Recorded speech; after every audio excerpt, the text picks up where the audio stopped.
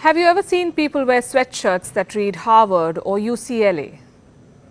Do you hear people who have never been to the US say, America is their dreamland? Have you seen people line up outside newly opened churro shops to grab a bite of what they've only seen in the movies? When Starbucks opened in India, do you remember the craze around it? What explains this charm around American ways and things? It is called soft power. You cannot measure it, you cannot put a finger on it, but you can exert it. It's a term coined by American scientist Joseph Nye and a concept mastered by the Americans. Soft power, you could say, is the ability to get what you want through attraction rather than coercion.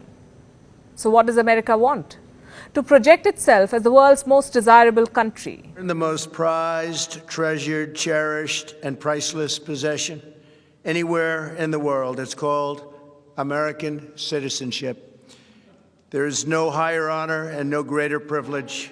How did they sell the American dream?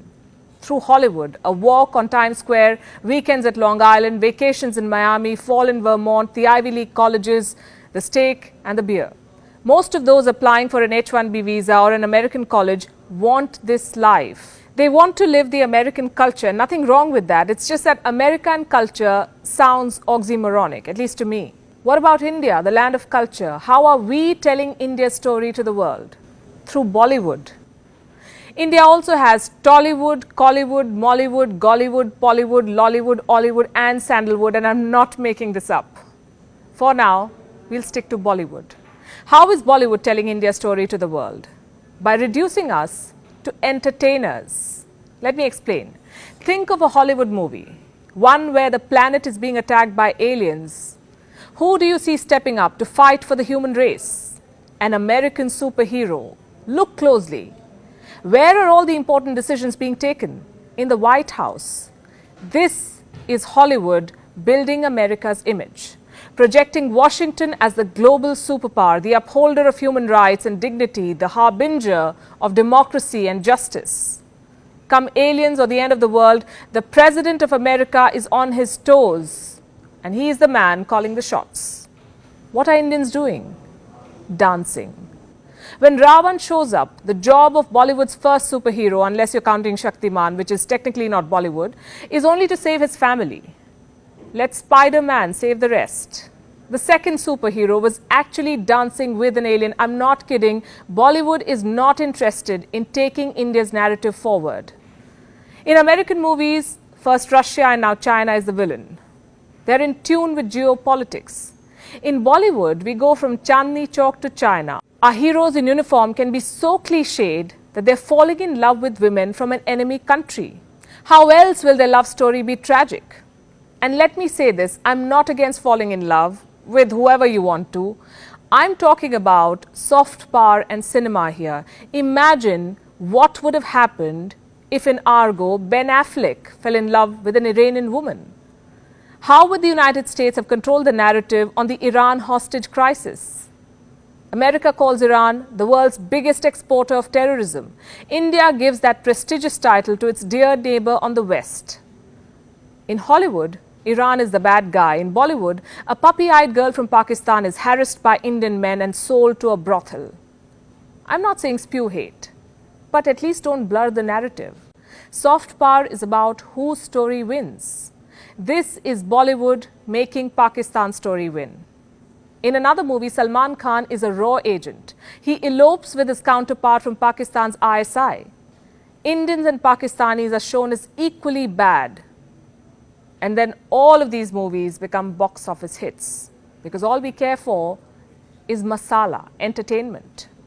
What's wrong with that, you could argue? Nothing. Bollywood is well within its rights to make movies just for entertainment. It doesn't have to push India's narrative. After all, how is it being rewarded by the government of India? Hollywood movies get incentives for filming at home. They get tax shelters, cash rebates, grants. The UK and Malta provide easy clearances and rebates up to 30 to 40%, just for an example. In India, the incentives are much lower. Forget shooting at strategic locations, getting permission for historical sites is difficult. American movies can shoot at NASA. The space agency lent its spacesuits for the 1998 film Armageddon. Hollywood can use NASA's property and even the logo. Transformers shot at not one, not two, but 4 different NASA locations. But filmmakers of Mission Mangal had to recreate a set that looked like ISRO. If India wants Bollywood to carry its narrative forward, it has to offer a symbiosis, offer incentives. Indian film industry is the world's largest producer of movies. In 2018, India made 2,022 films. In 2017, the number was 1,907. In 2016, 1,860. 2,076 in the previous year. You get the point. The film industry is among the fastest growing sectors. It is recession proof. Bollywood is watched by people across the globe. Bollywood celebrities are admired globally. They attract as many shutters at Met Galas as their American counterparts. In 2007, America wanted Bollywood actors to play a key role in promoting a social issue in Afghanistan. In 2009, Israel banked on a Bollywood-themed performance to sell military hardware to India. A few years later, Dubai appointed Shah Rukh Khan as its brand ambassador. There are festivals centered on Bollywood. There are universities offering research on Bollywood. India's former Prime Minister, Dr. Manmohan Singh, was quoted as saying, "I find wherever I go in the Middle East, in Africa, people talk about Indian films." I'll tell you a personal story. A few years back, when I was visiting Palestine during Ramadan, it was hard to find a taxi driver when people broke the fast.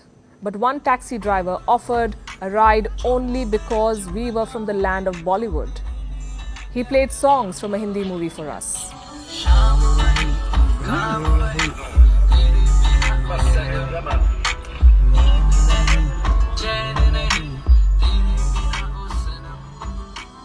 Bollywood is powerful, and it is a fact. But it's a private industry, not a PSU.